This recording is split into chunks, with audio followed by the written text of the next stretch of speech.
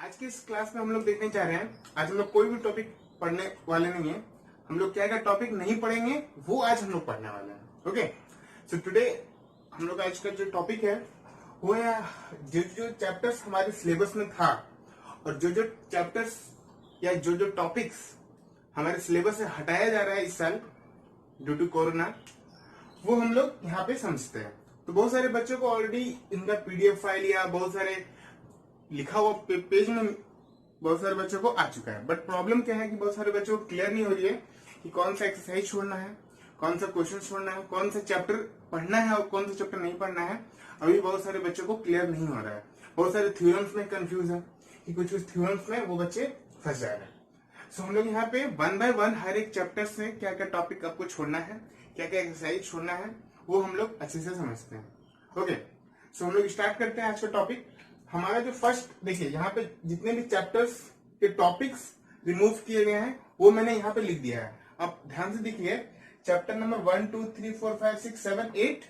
Okay, 8 के बाद सीधा मैंने सारे चैप्टर्स लिखा है। इसके बीच में चैप्टर नंबर 9 एंड 10 मिसिंग है। ओके, फिर यहाँ से 11 12 13 14 है, फिर 15 नहीं है यहाँ पे। ऐसा क्यों किया मैंने? क्योंकि आपका chapter number 9 height and distance, chapter number 10 circle, okay, and chapter number 15 probability, ये डिलीट नहीं किया गया, ये रिमूव नहीं किया गया है।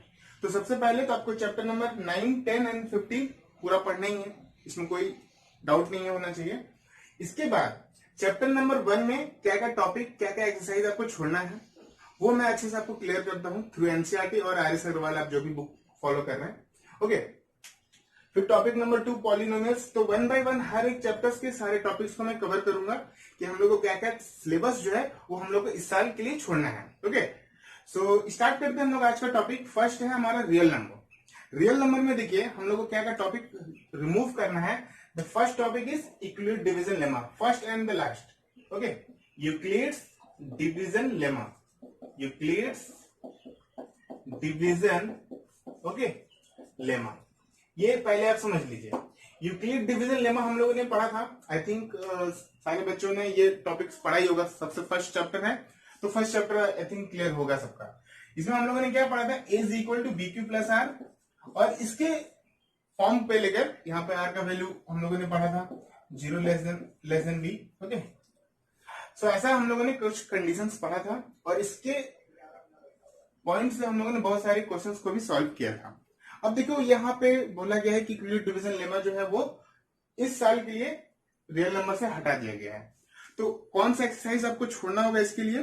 तो आप यहाँ पे exercise 1.1, okay, exercise 1.1 Euclid division lemma का, इसमें बहुत सारे क्वेश्चन दिए गए हैं तो वो आप छोड़ सकते हो। ओके, यूक्लिड डिवीजन लेमा पे जितने क्वेश्चन होंगे वो आपको इस साल पूछे नहीं जाएंगे। तो ये था फर्स्ट यूक्लिड डिवीजन लेमा के ऊपर। आई थिंक क्लियर हो गया होगा। आपको मैं बता भी दे रहा हूं एक्चुअली कि हम लोगों ने क्या पढ़ा था यूक्लिड डिवीजन लेमा में। तो A is equal to B Q plus R में ऐसे रिलेटेड ऐसे कोई क्वेश्चन इस साल आपसे नहीं पूछा जाएगा। ओके, आपका जो सेकंड चैप्टर है वो है पॉलिनोमियल। ठीक है, आप ध्यान लीजिएगा, यूक्लिड डिवीजन लेमा का आपका जो एक्सरसाइज है एनसीईआरटी वो क्या है? एनसीईआरटी एक्सरसाइज कौन सा छोड़ना है बाबू? 1.1। उसमें आप देखिए बहुत सारे क्वेश्चन दिए गए हैं through Euclid's division lemma. Polynomial में आते हैं हम लोग। ठीक है, पॉलिनोमियल में हम लोगों ने डिवीजन एल्गोरिथम पढ़ा था। ओके, डिवीजन एल्गोरिथम पढ़ा था। उस डिवीजन एल्गोरिथम को हम लोग को यहाँ पे पॉलिनोमियल में छोड़ देना है। ओके, दिस ईयर आपको पॉलिनोमियल्स का ये जो टॉपिक है डिवीजन एल्गोरिथम वो आपको छोड़ना है। तो कौन सा एक्सरसाइज मुझे नहीं पढ़ना है सर? तो मैं आपको बता रहा हूं, यहाँ पे ध्यान दीजिएगा, एक्सरसाइज 2.3। ओके, एक्सरसाइज 2.3 आपको यहाँ पे छोड़ना है। एक्सरसाइज 2.3 एनसीईआरटी के एक्सरसाइज 2.3 मैं एनसीईआरटी से ये भी बता रहा हूं। ओके, सो एनसीईआरटी एक्सरसाइज 2.3 आपको छोड़ना है यहाँ पे पॉलिनोमियल में, और आपको एक्सरसाइज 1.1 ये आपको छोड़ना है रियल नंबर में। ओके, टॉपिक हमारा क्या था?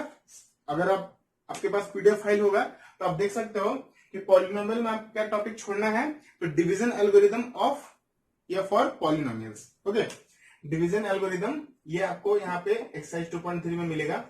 Division algorithm, division algorithm for polynomial. अब इसमें हम लोगों ने क्या पढ़ा था, अगर आप किसी को हल्का सा क्लियर होगा तो याद रखिए, याद था ऐसा कुछ कि px is equal to qx, okay, px is equal to qx या gx बोल सकते हो, gx into qx plus r of x, ऐसा कुछ पढ़ा था, याद है? तो ये जो टॉपिक हम लोगों ने पढ़ा था, ये टॉपिक आपको यहाँ पे छोड़ना है इस ईयर, ठीक है। So px is equal to gx into qx plus rx, ये डिवीजन एल्गोरिदम था और इस डिवीजन एल्गोरिदम को आपको छोड़ना है। और एनसीईआरटी एक्सरसाइज 2.3 ये आपको छोड़ने पे आपका काम हो जाएगा, ओके। पूरा 2.3 आप छोड़ सकते हो। सो आई थिंक ये क्लियर हो गया होगा चैप्टर नंबर 2 का, ओके। इसके बाद हम लोग आते हैं सीधा हमारा chapter number 3, pair of linear equation.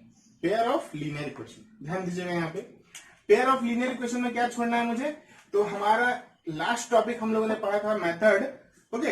हम ऑलरेडी इस स्टार्टिंग का, ओके, स्टार्टिंग के 6 चैप्टर्स का ऑलरेडी एनसीईआरटी सॉल्यूशन मेरे इस चैनल में दिया गया है, आप देख सकते हो सारे टॉपिक्स को। यहाँ पे जो टॉपिक छोड़ दिया गया है उस टॉपिक को छोड़कर बाकी सारे चैप्टर्स का टॉपिक्स का एक्सरसाइज का सॉल्यूशन मेरे इस चैनल में दिया गया है, आप देख सकते हो।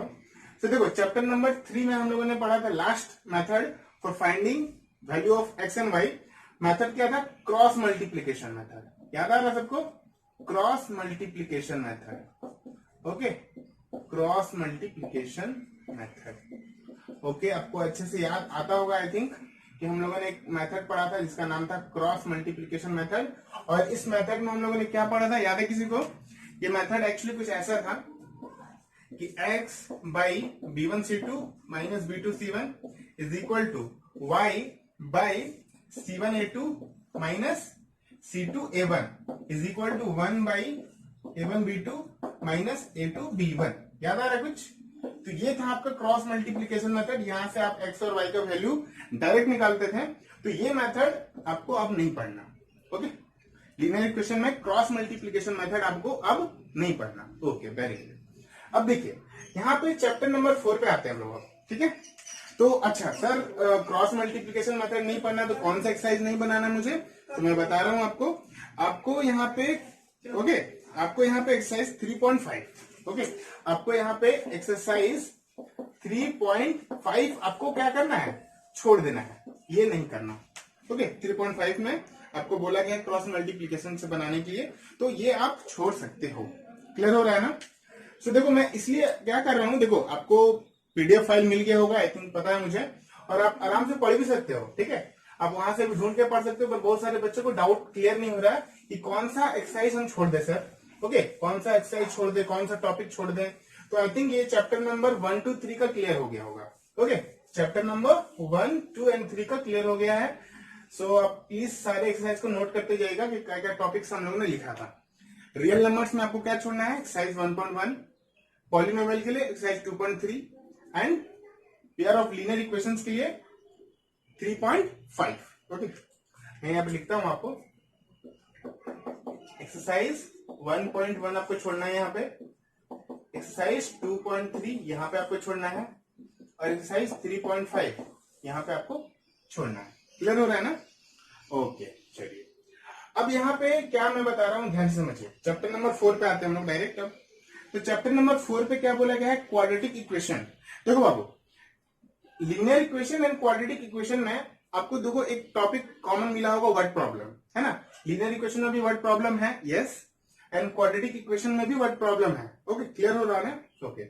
सो क्वाड्रेटिक इक्वेशन का जो वर्ड प्रॉब्लम है, ओके, ध्यान रखिएगा, क्वाड्रेटिक इक्वेशन का जो वर्ड्स प्रॉब्लम है, वर्ड्स प्रॉब्लम एक्चुअली क्या है कि हम लोग पर्टिकुलर सुटेबल कंडीशन को पढ़ते थे, उसको फिर क्वाड्रेटिक इक्वेशन में चेंज करके फिर सॉल्व करते थे, एक्स का वैल्यू निकलता था।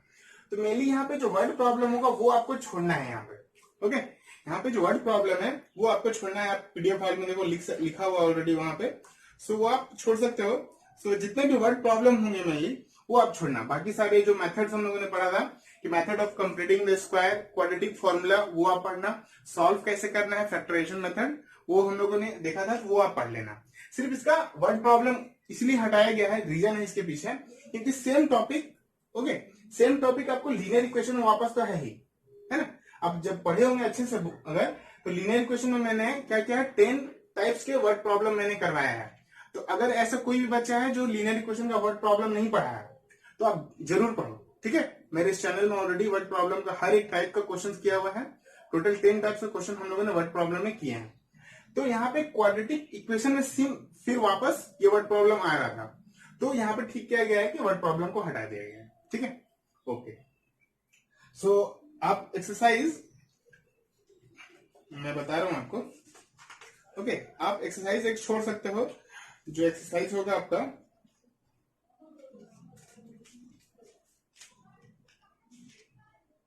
ये शायद 4.3 होगा। यस, 4.3 का कुछ क्वेश्चंस हैं, क्वेश्चन नंबर 5 से, वो आप छोड़ सकते हो वर्ड प्रॉब्लम। ओके, इसके बाद आई थिंक अगर ये क्लियर हो गया आपको क्वाड्रेटिक इक्वेशन, तो इसके बाद क्या छोड़ना है। तो अब हम लोग आते हैं नेक्स्ट चैप्टर पे, अर्थमेटिक प्रोग्रेशन। ओके, देखिए यहाँ पे अर्थमेटिक प्रोग्रेशन में हम लोग को क्या छोड़ना है। हम लोगों ने 2 ही टॉपिक एक्चुअली पढ़ा था, इसका nth टर्म का फॉर्मूला और इस पे कुछ क्वेश्चंस। ओके, इसके बाद सम ऑफ nth टर्म, है ना, सम ऑफ nth टर्म, ये हम लोगों ने पढ़ा था। याद होगा फॉर्मूला, याद कर लीजिए एक बार। a is equal to, okay sorry, nth term को हम लोग a ऑफ n लिखते थे, तो a of n equal to a plus n minus 1 into D, ये आपका nth टर्म का फॉर्मूला। और सम ऑफ nth टर्म का formula s of n is equal to क्या फॉर्मूला था बाबू, n बाई 2 ब्रैकेट में 2a plus n minus 1 into D, है ना। एक और फॉर्मूला भी पढ़ा था, n बाई 2 ब्रैकेट में a प्लस n, ये फॉर्मूला पढ़ा था हम लोगों ने। Okay, very good. तो ये दोनों टॉपिक को पढ़ना है आपको। ओके, गुड, दोनों टॉपिक को पढ़ना है, यहाँ पे छोड़ना नहीं है। बट यहाँ पे देखो, इस अर्थमेटिक प्रोग्रेशन का एक एक्सरसाइज है, ठीक है, जिसमें सम ऑफ nth टर्म के साथ साथ इसके कुछ वर्ड प्रॉब्लम है जो हमारे डेली लाइफ में यूज होते हैं। तो वो डेली लाइफ के जो क्वेश्चंस हैं, ओके, डेली लाइफ के जो प्रॉब्लम है जो सम ऑफ nth टर्म से रिलेटेड थे, वो आपको छोड़ देना है। क्लियर हो रहा है। यहाँ पे जो डेली लाइफ के जो क्वेश्चंस है, जो वर्ड प्रॉब्लम्स थे actually, okay, some of nth term का जो डेली लाइफ का प्रॉब्लम था, वो आपको छोड़ना है। अभी भी बच्चे को समझ में नहीं आ रहा होगा, आई थिंक, मुझे पता है कि सर क्या छोड़ना है, मुझे अभी भी समझ में नहीं आ रहा। तो मैं आपको डायरेक्ट आपको लेके चलता हूं सीधा एक्सरसाइज पे। ओके, आप निकालिए 5.3, आप एक्सरसाइज निकालिए 5.3। वहां पे क्वेश्चन नंबर 15 से आप मत करना। ओके, यहाँ पे ध्यान रखो, एक्सरसाइज 5.3 का क्वेश्चन नंबर 15 से लेकर, यहाँ पर टोटल क्वेश्चन नंबर 20 दिया हुआ है, तो 15 से लेकर 20 तक के क्वेश्चंस को आपको नहीं करना है। इसको नोट कर लो, एक्सरसाइज 5.3 का क्वेश्चन नंबर 15 से लेकर 20 तक का क्वेश्चन को सिर्फ नहीं करना, बाकी आपको सम ऑफ मतलब nth टर्म और सम ऑफ nth टर्म पढ़ना है। ये नहीं कि पूरा टॉपिक ही छोड़ देना, ये गलती मत करना। इसलिए मैं आपको सबको समझा रहा हूँ, ठीक है, बुक से समझा रहा हूँ कि क्या क्या टॉपिक छोड़ना है और कहां से कहां तक छोड़ना है। ये बच्चे क्या कर रहे हैं, सारे टॉपिक छोड़ दे रहे हैं, क्लियर नहीं हो रहा है हमको, इसलिए मैं ये वीडियो बना रहा हूं ताकि आपको हर एक बच्चे तक ये इन्फॉर्मेशन पहुंचे, सही इन्फॉर्मेशन पहुंचे कि एक्चुअली सिलेबस क्या रिमूव किया है, क्या हटाया गया है, वो आपको अच्छे से समझ लो। सो nth टर्म पढ़ना है, yes, some of nth term पढ़ना है, यस, बट उससे जो प्रॉब्लम थे डेली लाइफ के, वो नहीं पढ़ना है। ओके, तो आप मैं बता रहा हूं एक्सरसाइज 5.3 का क्वेश्चन नंबर 15 से लेकर 20 तक के वर्ड प्रॉब्लम थे कुछ, वो आपको छोड़ना है, बाकी सारे पढ़ना है। ओके, बाकी सारे आपको पढ़ना है। ओके, सो ये आई थिंक चैप्टर नंबर 5 भी क्लियर हो गया होगा। ओके, सो अब यहां तक अगर आपने नोट कर लिया, ओके, यहां तक अगर आपने नोट कर लिया, देखो मैं यहाँ पे एक्सरसाइज क्वाड्रेटिक इक्वेशन का एक्सरसाइज नहीं बता पा रहा हूँ क्योंकि मिक्स प्रॉब्लम है, ठीक है, हर एक एक्सरसाइज में थोड़ा थोड़ा वर्ड प्रॉब्लम था, तो आप छोड़ सकते हो, ठीक है। और यहाँ पे मैंने अर्थमेटिक प्रोग्रेशन का बता दिया 5.3 से 5.3 का सिर्फ क्वेश्चन नंबर 15 से लेकर 15 तक, ओके, 15 से लेकर सिर्फ 20 तक, क्लियर हो रहा है ना। ओके, सो यहां तक अगर आपका क्लियर हो गया है, सो आप अच्छे से नोट करते जाना, ठीक है, सारे एक्सरसाइज को नोट करते जाना, मैं बताते जा रहा हूं यहाँ पे। अब हम लोग आते हैं सीधा ट्राइंगल्स पे। ओके, हमारा सबसे इंपॉर्टेंट चैप्टर ट्राइंगल क्या है भैया, इसमें क्या छोड़ना है, सारे बच्चे खुश हो जाएंगे अगर मैं बताऊं अभी। तो देखो, सबसे पहले क्या छोड़ना है बाबू, ये देखो, सबसे पहला जो आपको छोड़ना है वो है एरिया ऑफ सिमिलर ट्राइंगल्स का थ्योरम नंबर 6.3। ओके, मैं बता रहा हूं, यहाँ पे ध्यान दीजिएगा, theorem number, okay, 6.6, theorem number 6.6 क्या बोला गया था इस थ्योरम में? इधर रेशियो मैं लिखता हूं, ओके, मैं लिखता हूं यहाँ पे, बोला गया था the ratio, okay, the ratio of the areas, the ratio of the areas of two similar triangles, okay, of two similar triangles is equal, okay, to the square, okay, is equal to the square of the ratio, is equal to the square of the ratio of their corresponding side. तो I think ये topic अभी हम लोगों ने cover नहीं किया है, अभी हम लोग ट्राइंगल्स का 6.3 कर रहे हैं, तो ये थोड़ा लेट होगा अभी। तो ratio of their corresponding sides, तो ये थ्योरम ऑलरेडी अब आपको नहीं पढ़ना, ओके, मैंने लिख दिया है थ्योरम नंबर 6.6, और मैं ये भी बता दे रहा हूं अभी पेज नंबर एनसीईआरटी का ये हो जा रहा है आपका 141, ओके, ये थ्योरम अब नहीं पढ़ना, ओके, ध्यान दीजिएगा, ये थ्योरम अब नहीं पढ़ना है, ओके, नहीं पढ़ना है, ओके, वेरी गुड। इसके बाद और क्या छोड़ना है भैया? तो देखो अब यहाँ पे मैं बता रहा हूँ, इतना मेहनत मैं क्यों कर रहा हूँ, क्योंकि बहुत सारे बच्चों को लग रहा है कि ट्रायंगल में पाइथागोरस थ्योरम को ही नहीं पढ़ना, नहीं, वेट करना, ठीक है। पाइथागोरस थ्योरम जो है वो तो पढ़ना ही बाबू आपको, पाइथागोरस थ्योरम का कन्वर्स थ्योरम नहीं पढ़ना, ओके। आप अच्छे से अगर पढ़े होंगे उस पीडीएफ फाइल को जो दिया गया है सीबीएसई के थ्रू, आप उसको एक बार देख लेना, और मैं आपको बता रहा हूँ एक्चुअली क्या नहीं पढ़ना है, ठीक है, ध्यान दीजिएगा। वहां पे पाइथागोरस थ्योरम एक्चुअली वो अलग है और कन्वर्स ऑफ पाइथागोरस थ्योरम वो अलग है। तो आपके जो सिलेबस से जो रिड्यूस किया गया है, जो हटाया गया है, रिमूव किया गया है, वो एक्चुअली है कन्वर्स ऑफ पाइथागोरस थ्योरम। वो क्या है मैं बता रहा हूँ, यहाँ पे देखिए ध्यान से, मैं लिख देता हूँ, पहले ये लिख लो आप लोग, थ्योरम 6.9, ओके, ये नहीं पढ़ना अब थ्योरम 6.9 क्या है वो देखो यहाँ पे, ठीक है, ध्यान दीजिएगा। लिखा हुआ है कि in a triangle,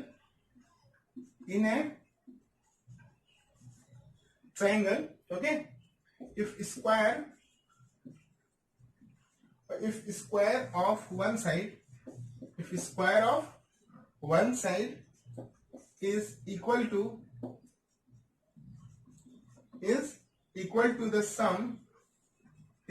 to the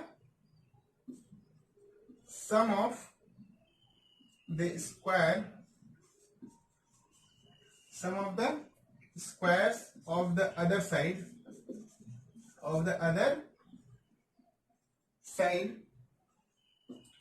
then okay, the angle opposite, okay, then the angle opposite the first side, then the angle opposite to the first side, okay, is right angle, नीचे दिख रहा तक आपको, यहाँ पे नीचे दिख रहा है, ओके। तो ये थ्योरम आप अच्छे से एक बार पीडीएफ फाइल में देख लेना, ये एक्चुअली थ्योरम है कन्वर्स ऑफ पाइथागोरस, ओके। तो थ्योरम नंबर 6.9 ये आपको नहीं पढ़ना है, एंड इसको हम लोग बोलते हैं कन्वर्स ऑफ पाइथागोरस थ्योरम, और उसका पेज नंबर मैं बता रहा हूं आपको, ध्यान से देख लीजिएगा आप लोग, पेज नंबर 146, ये नहीं पढ़ना है। तो ये दो थ्योरम हटाया गया है, समझे, ये दो थ्योरम हटा दिया गया है, समझ में आ रहा है सबको?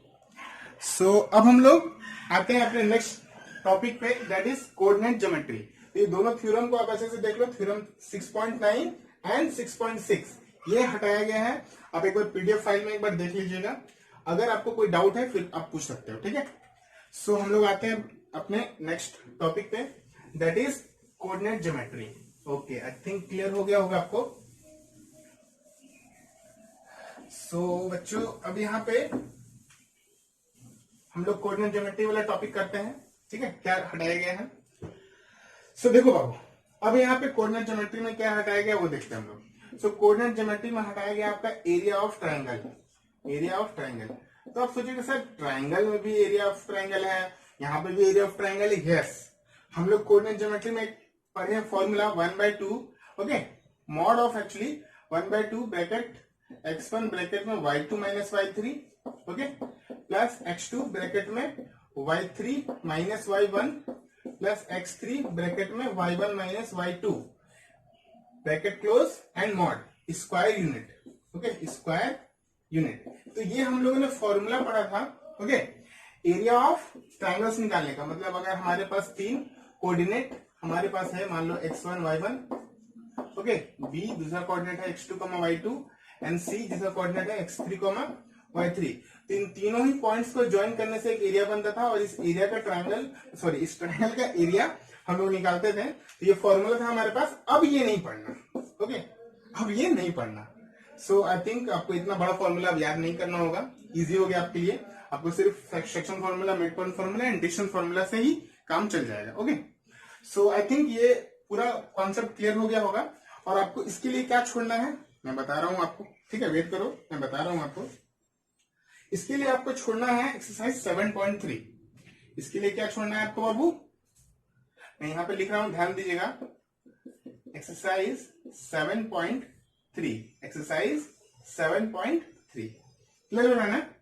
यहां पे ट्राइंगल्स में क्या छोड़ना था बाबू, theorem number 6.6 and theorem number 6.9, ये दो थ्योरम छोड़ना था। अर्थमेटिक प्रोजेक्शन में आई थिंक मैंने बताया 5.3 ना शायद, yes, okay. So I think coordinate geometry तक क्लियर हो गया होगा, ओके। सो पहले आप लोग यहां तक एक बार देख लो, इसके बाद फिर हम लोग आगे आते हैं। सो यहां पे आप कॉपी कर लो बाबू, आगे बढ़ते हैं हम लोग। ये सारे टॉपिक्स देखो मैं समझाते हुए कर रहा हूं ताकि आपको क्लियर होते जाए, ठीक है। बहुत सारे बच्चों को पाइथागोरस थ्योरम ही लग रहा है कि नहीं, वो इस बार नहीं आएगा और वो पढ़ के जाना होगा आपको, ठीक है। पाइथागोरस थ्योरम आपको पढ़ना है इस बार, पाइथागोरस थ्योरम का कन्वर्स थ्योरम नहीं पढ़ना, ओके। सो अब इसके बाद चैप्टर नंबर 8 पे आते हैं। बोला गया इंट्रोडक्शन ऑफ ट्रिग्नोमेट्री, इसमें कुछ हटाया गया है, एंड ट्रिग्नोमेट्रिकल आइडेंटिटीज में कुछ हटाया गया है। देखो हमारे पास एक टेबल है जिसमें 0 degree, 30 degree, 45 degree, 60 degree and 90 degree, ये टेबल हम लोगों ने पढ़ा था, ओके। 0 से लेकर 90 डिग्री तक का एक टेबल हम लोगों ने पढ़ा था। अब ये इसमें क्या हट गया है बाबू, तो 0 डिग्री एंड 90 डिग्री ये दोनों ही एंगल्स को हटा दिया गया है। मतलब आपको 0 डिग्री वाला कोई रेशियो नहीं पढ़ना है और 90 डिग्री वाला कोई रेशियो नहीं पढ़ना है, सिर्फ 30, 45 एंड 60 डिग्री। क्लियर हो रहा है ना, वेरी गुड। टेबल में अब 0 डिग्री और 90 डिग्री का अब उसको क्लोज कर सकते हो आप। 30 डिग्री, 45 डिग्री, 60 डिग्री ये पढ़ना है, ये आपको ध्यान रखना, ओके। आइडेंटिटीज में आपको क्या पढ़ना है बाबू, तो हम लोगों ने एक कॉम्प्लीमेंट्री एंगल्स का कॉन्सेप्ट सीखा था, याद करो, देखो तो, sine 90 minus theta is equal to cos theta, फिर cos 90 minus theta is equal to sine theta, ऐसे कुछ कॉन्सेप्ट सीखा था। ये कॉम्प्लीमेंट्री एंगल्स का कॉन्सेप्ट है। तो ऐसे जितने भी कॉन्सेप्ट है कॉम्प्लीमेंट्री एंगल्स का, वो आपको अब नहीं पढ़ना। क्लियर हो रहा है, कॉम्प्लीमेंट्री एंगल्स का कॉन्सेप्ट अब नहीं पढ़ना है, ओके। तो आप मार्क कर सकते हो एक्सरसाइज 8.3, ये एक्चुअली क्या है, एक्सरसाइज, ओके, मैं बता रहा हूं आपको, एक्सरसाइज 8.3 अब आपको नहीं पढ़ना। क्लियर है ना, ओके। और इसके लिए क्या पढ़ना, बस ये टेबल में 0 से लेकर 90 डिग्री तक का ही वो रिमूव किया गया है। मतलब आपको 30, 45 और 60 डिग्री तो पढ़ना ही पड़ेगा, ओके। क्योंकि देखो चैप्टर नंबर 9 आपका जो है वो हाइट एंड डिस्टेंस का कॉन्सेप्ट है, उसमें 30 degree, 45 degree and 60 degree actually है, इसीलिए ये एंगल्स को हटाया नहीं गया है, इसके पीछे रीजन है, ओके। हाइट एंड डिस्टेंस में आपको यहाँ पे 30 डिग्री, 45 डिग्री और 60 डिग्री का यूज करना होगा, इसलिए सारे एंगल्स को फिर से पढ़ना होगा। मतलब साइन के सारे एंगल्स, साइन के 30 और 45, 60 डिग्री, कॉस में 30 डिग्री, 45 डिग्री, 60 डिग्री, टैन में 30 डिग्री, 45 डिग्री और 60 डिग्री। तो इस तरह से करके आपको 3 एंगल्स का रेशियो पढ़ना है, ओके। सो आई थिंक ये चैप्टर नंबर 8 ट्रिग्नोमेट्री का पार्ट क्लियर हो गया होगा। आपको क्या क्या छोड़ना है मैं आपको अच्छे से समझा भी दे रहा हूं और एक्सरसाइज का ऑलरेडी बता भी दे रहा हूं कि कौन सा एक्सरसाइज आपको छोड़ देना है, ऐसे चलेगा काम। सो ये हो गया चैप्टर नंबर 9 एंड 10 आपको पूरा पढ़ना है। फिर से सुन लो, चैप्टर नंबर 9 एंड 10 आपको पूरा पढ़ना है, ओके। इसमें कुछ भी छोड़ना नहीं है, ऑलरेडी बहुत सारे टॉपिक्स छूट रहे हैं, तो ये नहीं आप उसमें भी छोड़ना या उसमें भी सजेशन करना या उसमें भी आप कॉन्सेप्ट लगा लो कि नहीं इस बार तो ये नहीं आने वाला, इस बार तो वो नहीं आने वाला, वो गलती मत करना, ओके। आपको उस पूरे चैप्टर को अच्छे से पढ़ना है। तो chapter number 9 height and distance and chapter number 10 circle, वो पूरा पढ़ना है। क्लियर हो रहा है, वेरी गुड, ओके। अब आते हैं हम लोग सीधा कंस्ट्रक्शन पे, ओके। हम लोग किस पे आते हैं, कंस्ट्रक्शन पे। सो आई थिंक ये सब पार्ट क्लियर हो रहा होगा आपको, ओके। आपको ये पूरा पार्ट क्लियर हो रहा होगा। कंस्ट्रक्शन में देखो, ठीक है, यहाँ पे देखो कंस्ट्रक्शन में हम लोगों ने एक कॉन्सेप्ट एक्चुअली होता है कि कुछ लेंथ दिया रहता है, 3 साइड या 2 साइड एक एंगल दिया रहेगा, तो एक ट्रायंगल बनाते थे, उससे कोरस्पॉन्डिंग एक और बड़ा ट्रायंगल ऐसे बनता था, मान के चलो ऐसे कुछ। तो ये वाला जो कॉन्सेप्ट है सिमिलर ट्रायंगल्स बनाने का, ये हम लोग को इस बार नहीं पढ़ना। ओके, मैं आपको बता रहा हूँ एक्चुअली कैसे हम लोग कौन सा एक्सरसाइज छोड़ सकते हैं इसके लिए। सो कंस्ट्रक्शन में आप 11.1, ओके नहीं, हाँ वेट करो थोड़ा सा। कंस्ट्रक्शन में आपको आप ये छोड़ सकते हो, यस 11.1 आप छोड़ सकते हो। ओके, 11.1 आप छोड़ सकते हो, एक्सरसाइज 11.1 आप छोड़ सकते हो, मतलब जो सिमिलर ट्रायंगल्स बनाने का जो कॉन्सेप्ट था एक्चुअली वो अब नहीं बनाना। ओके, सो आई थिंक ये कॉन्सेप्ट भी क्लियर हो गया होगा एंड कंस्ट्रक्शन में आपको अच्छे से समझ में आ गया होगा। ओके, आपको मेनली कंस्ट्रक्शन ऑफ ट्रायंगल वो अब नहीं करना। ओके, इसके बाद okay area related to circle, इसमें एक एक्चुअली बोला गया जस्ट कि problem based on centre angle है ना, इसमें एक पॉइंट बोला गया है, आप अच्छे से पढ़ सकते हो पीडीएफ फाइल को। Problem based on central angle 120 degree, मतलब 120 डिग्री का सेंट्रल एंगल से ऐसा कोई क्वेश्चन नहीं पूछा जाएगा। ओके, और इसमें एक्सरसाइज ऐसे कुछ मेंशन नहीं किया गया है, तो हम लोग इसको आप एक्चुअली ऐसा कोई पर्टिकुलर एक्सरसाइज नहीं जो आपको इसको छोड़ने से पूरा काम चलेगा, तो आप सिर्फ 120 डिग्री सेंट्रल एंगल का जो होगा सर्कल का क्वेश्चन वो आपसे नहीं पूछा जाएगा। तो ये था क्वेश्चन मतलब चैप्टर नंबर 12 का। 13 में देखो, 13 में एक ऐसा चैप्टर है, ओके पहले आप इसको इरेज कर लो। 13 में एक ऐसा चैप्टर है एक्चुअली जो बहुत ही ज्यादा फ्रस्ट्रेट करता है हम लोग को, और उस चैप्टर का नाम है फर्स्ट टर्म। यस, ओके, आपको समझ में आ गया होगा। ये चैप्टर बहुत फ्रस्ट्रेट करता है एक्चुअली, सारे बच्चों को फ्रस्ट्रेट करता है, और इसलिए इसका नाम भी एक्चुअली क्या है, फर्स्ट टर्म। तो हम लोग को यहाँ पे फर्स्ट टर्म का सारा ही टॉपिक छोड़ना है, फर्स्ट टर्म का सारा ही टॉपिक छोड़ना है। तो आपके लिए इसके लिए कौन सा एक्सरसाइज छोड़ना होगा बाबू? सो इसके लिए आप छोड़ सकते हो 13.4, इसके लिए एक्सरसाइज जो है वो आप छोड़ सकते हो 13.4। क्लियर हो रहा है? Very good. फर्स्ट टर्म इस बार नहीं पढ़ना। ओके, फर्स्ट टर्म इस बार नहीं पढ़ना, इसको हटा ही दो, बहुत फालतू चैप्टर है ये। ओके, बहुत ही ज्यादा कंजस्टेड कर देता है। और लास्ट जो है ये आपका स्टैटिस्टिक्स, इसमें आपको 2 टॉपिक नहीं पढ़ना है, और इसका जो 2 टॉपिक्स होगा वो कौन कौन सा होगा वो समझो यहाँ पे। ओके, फर्स्ट जो है यहाँ पे that is step deviation method, step deviation method. Okay, step deviation method actually क्या है, मीन निकालने का एक मेथड होता है। तो ऑलरेडी हम लोग के सिलेबस में 3 मेथड दिया हुआ मीन निकालने का, सिर्फ मीन निकालने का 3 मेथड है, direct, SGM mean method and step deviation method. तो इस स्टेप डेविएशन मेथड को इस बार सिलेबस से हटा दिया गया है। सो आई थिंक ये आपको समझ में आ गया होगा। ओके, ये फॉर्मूला आपको अच्छे से याद होगा। I think x is equal to A, अभी तो आप लोगों ने यहाँ तक पढ़ा नहीं होगा, तो हो सकता है। तो x is equal to A H, okay, फिर summation of F I into U I by summation of F I. तो ये था इसका फॉर्मूला। अभी इसको पढ़ना नहीं है, छोड़ दो, अब इसमें नहीं पढ़ना, तो और बात करते नहीं हम लोग। ओके, इसके बाद जो लास्ट टॉपिक है वो है आपका क्यूमुलेटिव फ्रीक्वेंसी का आपका जो डायग्राम था एक्चुअली, ओके, ग्राफिकली रिप्रेजेंटेशन जो नहीं पढ़ना है इस बार। सो हम लोग यहाँ पे एक अच्छे से बताता हूं मैं। ओके, ये हो गया 13.4 लिख लिया आप लोगों ने। ओके, इसके बाद एक टॉपिक और नहीं पढ़ना है, वो क्या है आपका, तो ग्राफिकली, ओके,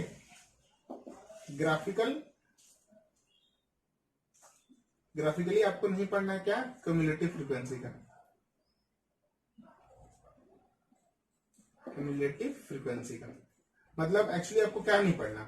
हम लोगों ने, अगर जिस बच्चों को पता है तो ओगाइव या ओजाइव बोलते हैं, ठीक है, वो टॉपिक इस बार आपको छोड़ना है। मतलब कौन सा एक्चुअली छोड़ना है बाबू? सो आप यहां से एक्सरसाइज 15.4, ओके, 15.4 आप छोड़ सकते हो, 15.4 एक्सरसाइज को छोड़ सकते हो। ठीक है, इसमें सिर्फ ग्राफ से ही बनाना होता है, तो ये ग्राफ वाला टॉपिक आप छोड़ सकते हो। और step derivation method actually NCERT में मिक्स है, तो मैं आपको एक्सरसाइज बता नहीं पाऊंगा, बट ये मेथड नहीं पढ़ना, मतलब इस मेथड से क्वेश्चन आप नहीं आने वाले, ये क्लियर कर लो। और यहाँ पे पूरा एक्सरसाइज 14.4 आप छोड़ सकते हो। इसके बाद चैप्टर एक आता था प्रोबेबिलिटी, वो पूरा आ रहा है, ठीक है। चैप्टर नंबर 15 प्रोबेबिलिटी वो पूरा आ रहा है, तो उस चैप्टर को आप अच्छे से क्लियर कर लेना। देखो बाबू, जो जो टॉपिक्स डिलीट नहीं किया गया है या जो जो चैप्टर्स में कुछ टॉपिक्स डिलीट नहीं किया गया है उसको आप अच्छे से क्लियर कर लेना, ओके। क्योंकि देखो बहुत सारे चैप्टर्स में बहुत सारे एक्सरसाइज को हटा दिया गया है, ओके, बहुत सारे थ्योरम्स को हटा दिया गया है, तो आप अच्छे से आप पढ़ाई करो। आपका सिलेबस ऑलरेडी रिड्यूस हो चुका है बहुत। सो यहाँ पे जो जो टॉपिक्स डिलीट होने चाहिए थे, आई थिंक मुझे लग रहा है कि बहुत सही डिसीजन है एक्चुअली यहाँ पे डिलीट करने का, यहाँ पे रिमूव करने का जो डिसीजन है बहुत सही है। बहुत अच्छे अच्छे टॉपिक्स को यहाँ पे देखा जाए तो हटा दिया, ठीक किया गया है, क्योंकि सिलेबस इस बार ऐसा ही होना चाहिए था, ओके। सो ये था पूरा डिस्कशन एक्चुअली इस सिलेबस के बारे में, क्या क्या हम लोग को पढ़ना है, क्या क्या टॉपिक्स हटाया गया है, क्या क्या एक्सरसाइज एक्चुअली हटाया गया है। और बहुत सारे बच्चों को यहाँ पे प्रॉब्लम हो रही है ट्रायंगल में। ये 6.9 कन्वर्स ऑफ पाइथागोरस थ्योरम है एक्चुअली, वो पाइथागोरस थ्योरम अलग है, ओके, और कन्वर्स ऑफ पाइथागोरस थ्योरम अलग है। आप एनसीईआरटी बुक में 6.9 थ्योरम को देखो और आपके पीडीएफ फाइल में देख लेना एक बार, वो थ्योरम को मैच करना एक्चुअली 6.9 है या नहीं, ओके। सो वो थ्योरम हटाया गया, पाइथागोरस थ्योरम नहीं है वो। सो बाकी सारे चैप्टर्स को मैंने अच्छे से समझा दिया है कि क्या क्या टॉपिक्स आपको डिलीट करना है, क्या क्या रिमूव करना है। सो आई थिंक अगर ये वीडियो आपको पसंद आया तो प्लीज इस वीडियो को लाइक करो, ओके, और अपने सारे फ्रेंड्स को ये वीडियो दिखाओ ताकि उनको अच्छे से क्लियर हो जाए कि क्या क्या टॉपिक्स उनको छोड़ना है इस बार। और अगर ये वीडियो आपको पसंद आए तो प्लीज इस वीडियो को लाइक करो, लाइक कर सकते हो, ठीक है, और सब्सक्राइब करना ना भूलें ताकि ऐसे